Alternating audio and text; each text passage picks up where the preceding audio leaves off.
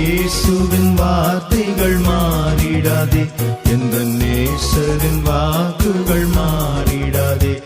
வான்புவியும் முத்து மொழியும் வானவரின் சொல்லை நிலைக்கும்